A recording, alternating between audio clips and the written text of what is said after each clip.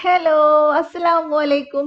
ഇന്ന് ഞാൻ എന്നും പറയുന്ന പോലെ തന്നെ സിമ്പിൾ ആയിട്ടുള്ള റെസിപ്പി ആയിട്ടാണ് വന്നിട്ടുള്ളത്. പെട്ടെന്ന് നമുക്ക് ഉണ്ടാക്കിയെടുക്കാൻ പറ്റുന്ന ഒരു കിഡിലൻ സ്നാക്കാണ്. അതുപോലെ തന്നെ നമുക്ക് ഒത്തിരി ഇൻഗ്രീഡിയൻസ് ഒന്നും ആവശ്യമില്ല. അപ്പോൾ നമുക്ക് മെയിൻ ആയിട്ട് വേണ്ടത് പുഴുങ്ങി വെച്ചിട്ടുള്ള മുട്ടയാണ്. അപ്പോൾ മുട്ട പുഴുങ്ങി വെച്ചിട്ടുണ്ടെങ്കിൽ നമുക്ക് വളരെ പെട്ടെന്ന് ഇത് ഉണ്ടാക്കിയെടുക്കാൻ പറ്റും. അതേപോലെ തന്നെ ഇത് കഴിക്കാനും എല്ലാവർക്കും ഇഷ്ടമാവും. അങ്ങനെ ഒരു വ്യത്യസ്തമായിട്ടുള്ള ഒരു ഫ്ലേവർ ഒന്നും അല്ല, എല്ലാവർക്കും ഇഷ്ടപ്പെടുന്ന ഒരു ടേസ്റ്റ് ആണ്. അപ്പൊ എല്ലാവരും നോമ്പ് തുറക്കുന്ന സമയത്ത് ഇതെന്തായാലും ഒന്ന് ട്രൈ ചെയ്യാം. നമുക്ക് നോക്കാം ഇതെങ്ങനെ ഉണ്ടാക്കുന്നതെന്നുള്ളത്.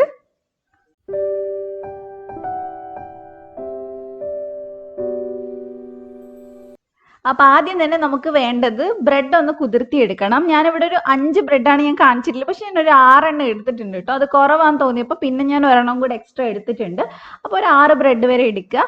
അത് ജസ്റ്റ് ഇതേപോലെ നമ്മൾ റോളൊക്കെ ചെയ്യുന്ന പോലെ തന്നെ വെള്ളത്തിലൊന്ന് മുക്കിയിട്ട് ഇതുപോലെ വെള്ളം നന്നായിട്ട് പിഴിഞ്ഞെടുക്കുക.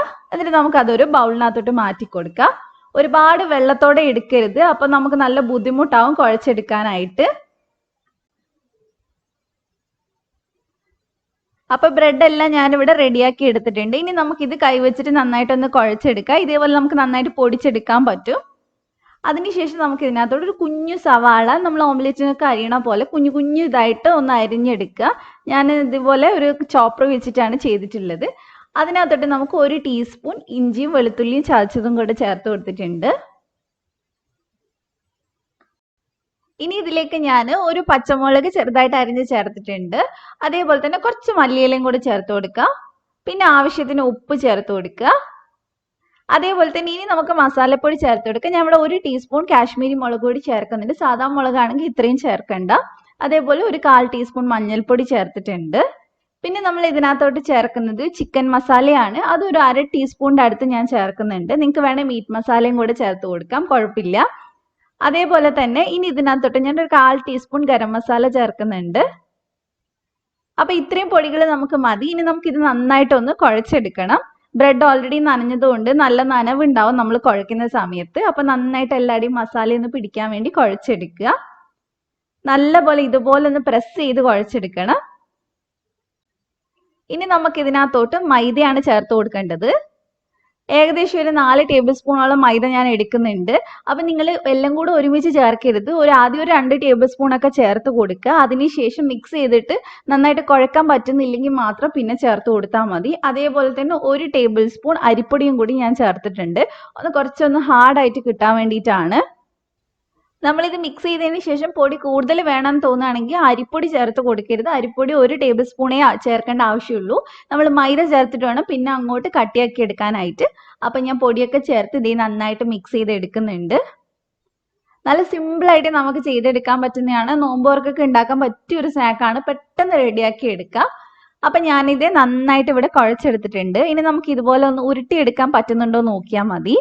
നമ്മൾ ഇത് കറക്റ്റായിട്ട് പൊടി ചേർത്ത് മിക്സ് ചെയ്തിട്ടില്ലെങ്കിൽ എണ്ണയിൽ ഇടുന്ന സമയത്ത് പൊട്ടിപ്പോവും. അപ്പോൾ പൊട്ടിപ്പോകുന്നെന്ന് തോന്നുവാണെങ്കിൽ കുറച്ച് പൊടിയിട്ട് ഒന്നും കൂടെ മിക്സ് ചെയ്ത് ഫ്രൈ ചെയ്തെടുത്താൽ മതി. അപ്പോൾ അതുകൊണ്ടാണ് ആദ്യമേ കറക്റ്റായിട്ട് നോക്കി ചെയ്യാൻ പറഞ്ഞത്. അപ്പോൾ കയ്യിൽ ഞാൻ ഓയിലൊക്കെ ഒന്ന് തടവിയിട്ടുണ്ട്. അങ്ങനെയാണെങ്കിൽ നമുക്ക് കറക്റ്റായിട്ട് ഇതൊന്ന് പരത്തിയെടുക്കാൻ പറ്റുള്ളൂ.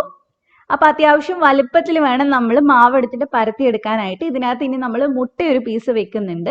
അപ്പോൾ ഒരു മുട്ടനെ 4 പീസായിട്ട് നീളത്തിൽ കട്ട് ചെയ്തിട്ട് അതിലൊരു പീസാണ് ഞാൻ വെക്കുന്നത്. നന്നായിട്ട് നമുക്ക് കവർ ചെയ്തെടുക്കാം. നമ്മൾ സാധാരണ ഇതുപോലെ എഗ് കബാബൊക്കെ ചെയ്യുന്നതാണ്. അപ്പോൾ അതേപോലെ തന്നെ ഒന്ന് റോൾ ചെയ്തെടുത്താൽ മതി. സിമ്പിളായിട്ട് ചെയ്തെടുക്കാൻ പറ്റും. വലിയ ബുദ്ധിമുട്ടൊന്നുമില്ല ചെയ്യാനായിട്ട്. അപ്പോൾ എല്ലാ സൈഡും നന്നായിട്ട് ഒട്ടിച്ചെടുക്കാം. മുട്ട പുറത്ത് വരാൻ പാടില്ല. എല്ലാവർക്കും അറിയായിരിക്കും, പുറത്ത് വന്നു കഴിഞ്ഞാൽ മുട്ട പൊട്ടിത്തെറിക്കും എണ്ണയിലിടുന്ന സമയത്ത്. അപ്പോൾ അതേ ഇത് റെഡിയാക്കി എടുത്തിട്ടുണ്ട്. അപ്പോൾ ഇതേപോലെ തന്നെ നമുക്ക് ബാക്കിയുള്ളതൊക്കെ ചെയ്തെടുക്കാം.